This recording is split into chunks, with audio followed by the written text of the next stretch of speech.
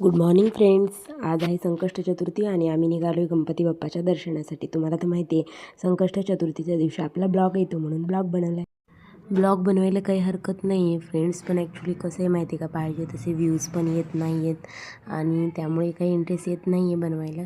पण विचार केला चला, जे पाहत नाहीत त्यांचं काही नाही, पण जे आपल्यासाठी पाहतात त्यांच्यासाठी बनवला आहे.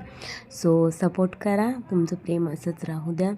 ब्लॉग रोजची रोज बनवेन असा मी प्रयत्न करेल. त्याच्यासाठी तुमचा सपोर्ट महत्त्वाचा आहे, त्यामुळे सपोर्ट करा आणि व्ह्यूज आवडला तर लाईक करा. तुम्ही बघितलं तर किती गर्दी आहे आणि हे नेहमीचंच असतं, खूप गर्दी राहते दगडूशेठ गणपतीच्या दर्शनासाठी. सर्व पुण्यातून लोक येतात ज्यांना जमेल, आणि आज म्हणजे रविवार सुट्टीचा दिवस होता त्याच्यामुळे जास्तच गर्दी होती.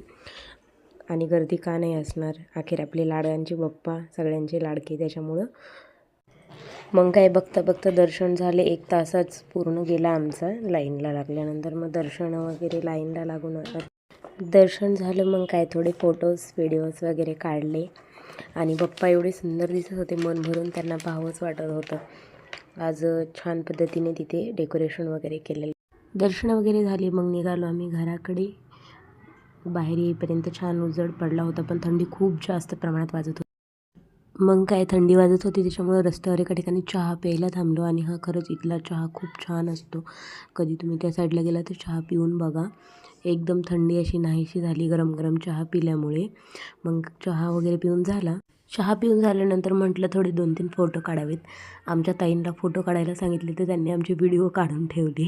त्याच्यामध्ये आमचे साहेब बघू शकता किती पॅक झाले, त्यांना खूप जास्त प्रमाणात थंडी वाजते. माझं काही नसतं तसं, मी आपलं आहे तसं गाडीवर बसते, मला नाही जास्त थंडी वाजत. मग आम्ही फायनली घरी आलो. घरी आल्याच्या नंतर पूजा वगैरे बाकी होती, कारण ऑलरेडी उठायला उशीर झाला होता.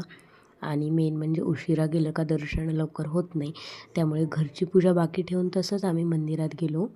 मग आल्यानंतर मस्त गणपती बाप्पाचा अभिषेक वगैरे केला, छान पद्धतीने पूजा केली. पूजा झाली आणि बघू शकता तुम्ही किती छान असं प्रसन्न वाटते. आणि आजची पूजा खरंच खूप छान अशी दिसत होती. कोणी पण माझ्या घरात आलं का म्हणतं किती सुंदर प्रसन्न वाटतं तुझ्या मंदिराकडे बघितलं तर.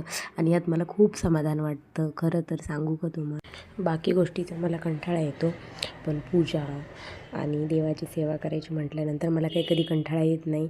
त्यामुळे मला पूजा पाठ करायला खूप जास्त प्रमाणामध्ये आवडतं. अगदी लहानपणापासूनच मला अशी सवय आहे की एकदम छान पद्धतीने मला पूजा करायला आवडतं देवाची, आणि त्यात मी खूप समाधान मानते, कारण देवाने माझ्याकडून सेवा करून घेतात, यातच मला मोठेपणा वाटतो. मग पूजा झाली, जप वगैरे करून झाला, छान पद्धतीने आरती वगैरे केल्या देवाची. बस फ्रेंड, आजच्यासाठी एवढंच होतं. आजचा हा ब्लॉग कसा वाटला नक्की मला सांगा, आणि प्लीज सपोर्ट करा, लाईक करा, कमेंट करा, शेअर करा. व्हिडिओ आवडल्यास नक्कीच सांगा. Thank you for watching friends. असंच तुमचं प्रेम राहू द्या. स्वामी करो तुमच्या सर्व इच्छा पूर्ण हो. तुम्ही नेहमी सुखी राहावं एवढी स्वामीचरणी प्रार्थना करते.